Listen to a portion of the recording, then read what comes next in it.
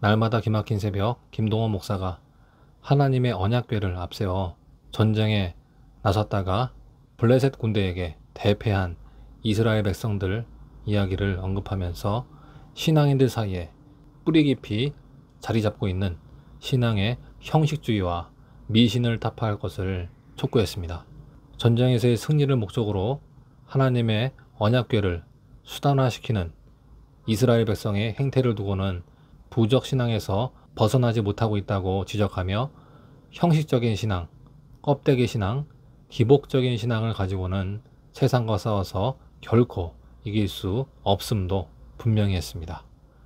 김 목사는 22일 날기새 방송을 통해서 그들은 언약궤를 앞세우면 이길 줄 알았다. 그런데 그것은 하나님의 식이 아니었다.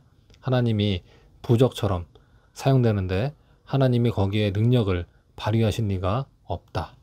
부적신앙, 형식적인 신앙, 껍데기 신앙, 기복적인 신앙은 가장 나약한 인간의 정신이다. 그래서 미신을 섬기는 사람들은 이 세상에서 승리할 수가 없다. 나약한 인간 정신 때문이다. 라고 전했습니다. 그러면서 기복적인 미신적인 부적신앙이 기독교에 들어와도 똑같이 기독교의 신앙도 아무런 힘을 발휘하지 못하는, 그래서 세상과의 전쟁에서 대패하게 되는 그런 결과를 초래할 수밖에 없다는 것을 우리는 이 말씀을 통해서 배울 수 있어야 한다고 덧붙였는데요.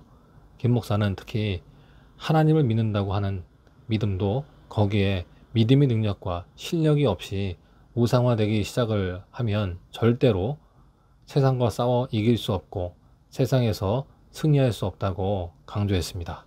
언약궤를 믿고 승리를 자신하던 이스라엘 백성들 앞에서 블레셋 장수들이 강인한 정신력으로 무장해서 승리를 이끌어낸 것에 대해서도 조명했는데요. 김 목사는 블레셋 군대가 참 강했다.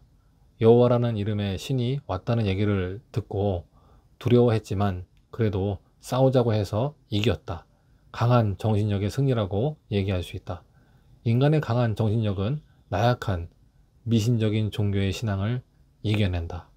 나약한 미신적인 신앙으로는 강인한 인간의 정신을 이겨낼 수 없다고 말했습니다. 또 한편으로 골리앗을 앞세워서 블레셋이 가장 전성기였던 때 반대로 다윗에게 패배한 사건도 짚어보았습니다. 다윗 역시 하나님의 이름으로 전쟁터에 나간 것은 마찬가지였다고 말한 김 목사는 다윗이 앞세운 하나님의 이름은 부적이 아니었다. 그것은 정말 믿음이었다. 다윗은 정말 하나님을 믿는 믿음이 있었다. 하나님이 함께 하시면 자신은 비록 약하지만 무장도 할 수 없고 갑옷도 입을 수 없지만 골리앗과 싸워도 지지 않는다 라는 실질적인 믿음이 있었다.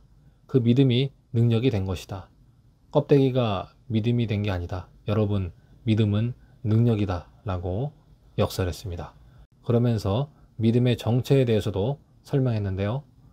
무엇보다 믿음은 남의 간접 경험이나 머리로 아는 지식이 아니라는 점을 분명히 하며 믿음은 자기 체험이고 사건이라는 점을 확실히 했습니다. 김 목사는 믿음은 들음에서 시작되는 것은 맞다. 하지만 들음에서 완성되지는 않는다. 많은 사람들은 시작된 것을 믿음인 줄 안다. 그런데 그것은 믿음의 시작일 뿐 완성이 아니다. 완성되지 않은 믿음은 능력을 발휘하지 못한다. 신앙은 그러므로 형식화되는 것을 두려워해야 한다. 삶에 직접 적용되지 않고 실상과 증거를 얻지 못하는 믿음에 속아서는 안 된다. 껍데기 같은 믿음을 앞세워서 골리앗과 같은 세상과 싸워서 이기려고 한다면 절대로 싸워서 이길 수가 없다고 강조했는데요.